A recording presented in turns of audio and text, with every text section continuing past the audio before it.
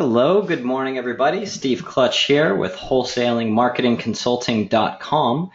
Today, we're going to do an objection breakdown. I was on one of the forums that I check on Facebook. This question came up, and I thought it was interesting. It's not the most common objection, but it's definitely come up quite a few times over the years.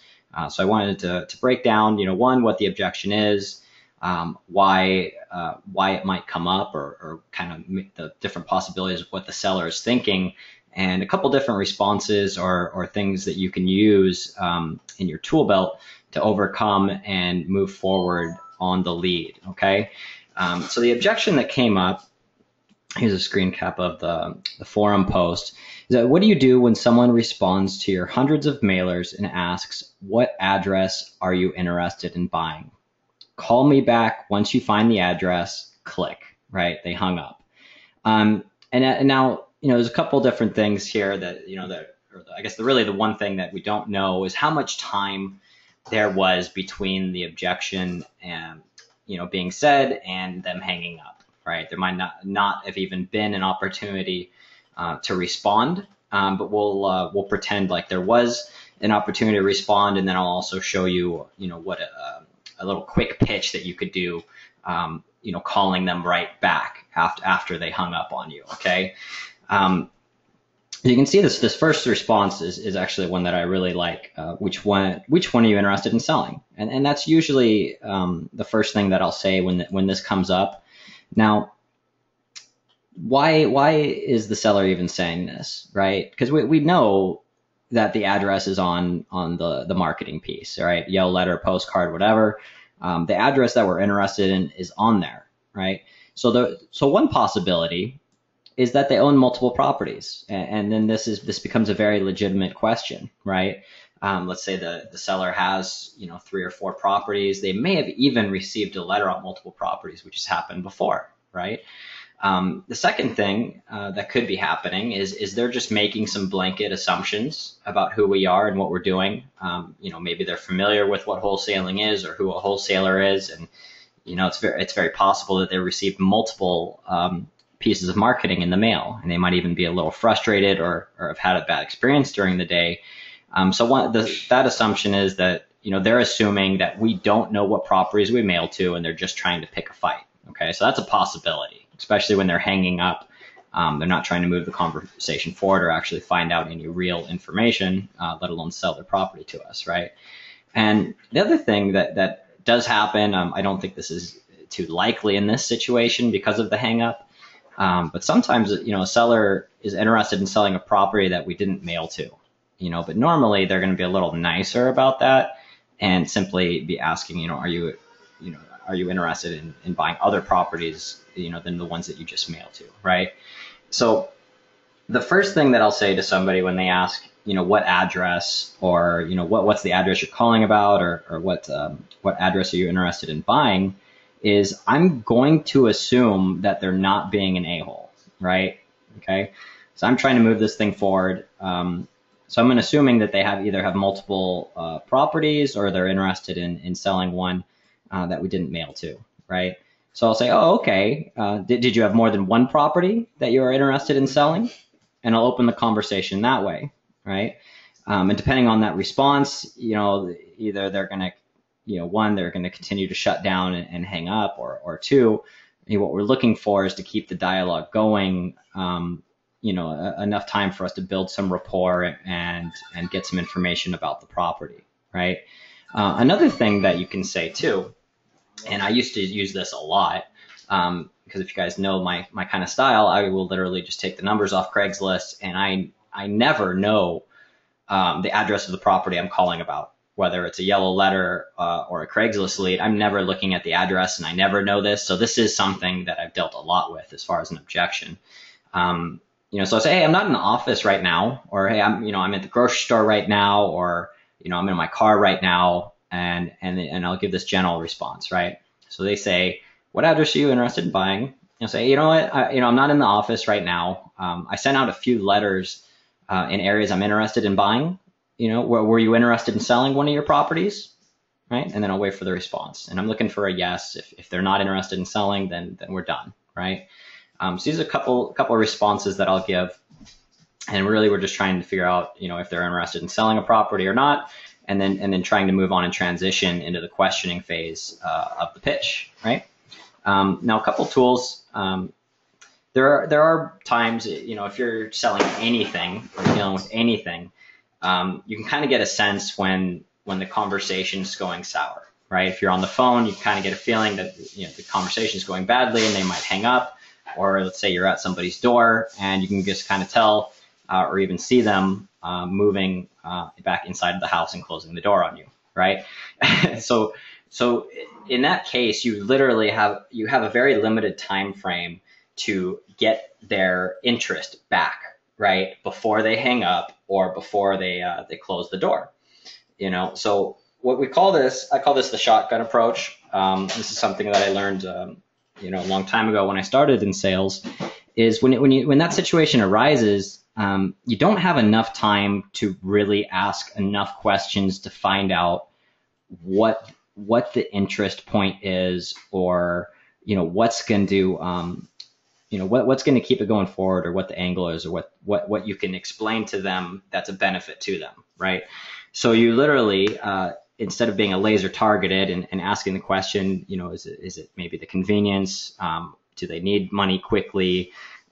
Is it an inherited property that they don't want to deal with? So you don't know. So you really just gotta throw something out there. And if you can throw multiple benefits really quickly, like a shotgun, firing a bunch of bullets at once before they hang up or before they close the door on you and end the conversation, you're just kind of spraying and praying that you'll throw out some kind of benefit that'll catch their interest, right? And that's kind of what we're trying to do with some of these responses up here. Is we're just trying to quickly identify that we're interested in buying a property, right? Asking them if they're interested in selling a property, or telling them that I'm interested in buying.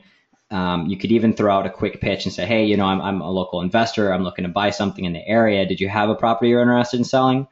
It doesn't take very long to get that out, and you basically you're basically exposing yourself and your angle and saying, hey, this is what I'm looking to do. Are you interested in doing business with me? Before they shut you out, right? Another thing that we could do, let's say, for instance, that we have zero time to throw out a shotgun approach or to get any of these very quick responses out, right? Let's say they very angrily say, hey, what address were you? Do you even know what address you're calling about, or do you even know what address you mailed it to? And you just kind of stutter and go or no, and they say, well, call me back once you find the address, and bam, they hang up right away, right? So it's not. What can you do at that point, right? Well, one, it obviously it's not the hottest lead on the table, so if you got better stuff to do, then do it. But you could take a couple minutes and just simply call them right back. And I will do this. It's not a big deal. The only reason really not to is because you're scared they're going to yell at you again, which is, in my opinion, a silly reason. And you can definitely, you can be stronger than that. It's not a big deal. So the quick pitch I would do on a callback, and I would even, this first part is maybe a little amusing, but I'm giving them the benefit of the doubt. I'm not treating them aggressively. I'm not being like, oh, this guy's being mean, or he's being an a-hole, so I'm going to get back on the phone. I'm going to yell at him to make me feel better. That's not what we're trying to do. We're trying to open the dialogue and figure out if the guy's got a property that he's interested in selling, and then to get more information about it. That's our objective, right? So I would call the guy back right away and say, hey, I think we got disconnected, right? So if there's any window, I'm giving him a chance to, probably he's not going to ignore it, but let's say he realizes he was kind of being, mean or a butthead or whatever. So I'll give him a chance to be like, oh yeah, we were disconnected, right? So I'll say, hey, I think we got disconnected. I sent out more than one letter, but if you got one, it's because it's in one of the neighborhoods I'm looking to buy in, and then I'm gonna lead into my transitional statement in the script, right? Are you interested in selling the property? And then can I ask you some more questions about it, right? So that's simply all I would do on the callback. And I think it's very unlikely that they're just going to hang up on you again. Usually they don't want you to call back, a second time, right? So they're going to try and end the conversation, and they might lie to you and tell you that it's not available, which is okay, because whether they're lying or not, they're obviously not interested in doing business with us, right? And it gives them an opportunity to say, yes, I do have a property, and we can get into a conversation with him, okay? And one of the main points I want to bring up here, and this is something that's very key to being successful on the phone or in any kind of sales position, is you've got to maintain a positive attitude. And I do this, or I'll say, I'll get upset, or somebody really ticks me off on the phone, and if I allow that to upset my attitude or the way that I'm feeling, it makes me sad, then the next phone call I make isn't going to be as effective, right? It's going to be more difficult. If I'm really let it upset me, it might even mess up my entire day, or I might stop making phone calls. And this is very, this is more likely if you're newer, right? If you're seasoned and you've done a lot of this, you should have a thicker skin. But if not, you need to break through these things and build that skin, right? So always focus on maintaining a positive attitude. And getting on the phone and yelling at somebody isn't really going to do that, right? So to maintain a positive attitude in this situation, never assume the seller is just being an a-hole or being mean, or he's just trying, to pick a fight, right? Give them the benefit of the doubt. And I almost kind of put on a customer service hat on this one, and I just try and be nice and clarify, whether or not we can move forward and do business, right? Just kind of to recap a little bit, this does happen a lot on Craigslist. You'll get that variation. Oh, which property are you calling about? This situation that came up in the forum was obviously from a direct mail piece. But let's turn the hat a little bit and say this was a Craigslist lead. I'm calling Craigslist, and so let's say this is a very different situation in this case, right? And the reason is if it's not direct mail and you're calling on Craigslist, you're going to be talking with more agents, and you're going to be talking with more property managers and more wholesalers, right? And if you called me asking about a property, I don't know what property you're calling about. It might even just be a dummy ad out there on Craigslist to bring in buyers, right? So if I call and somebody says, well, what's the what property? Which one? Which one is a very common objection off Craigslist. The first thing I'm going to try and get out of the way is I'm going to find out if they're an agent or if they're a seller.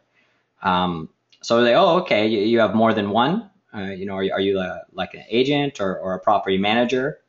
Because that would make sense, right? And they're either going to respond, oh yes, it's one of my listings, or they'll respond back, no, I just have more than one property on Craigslist, right?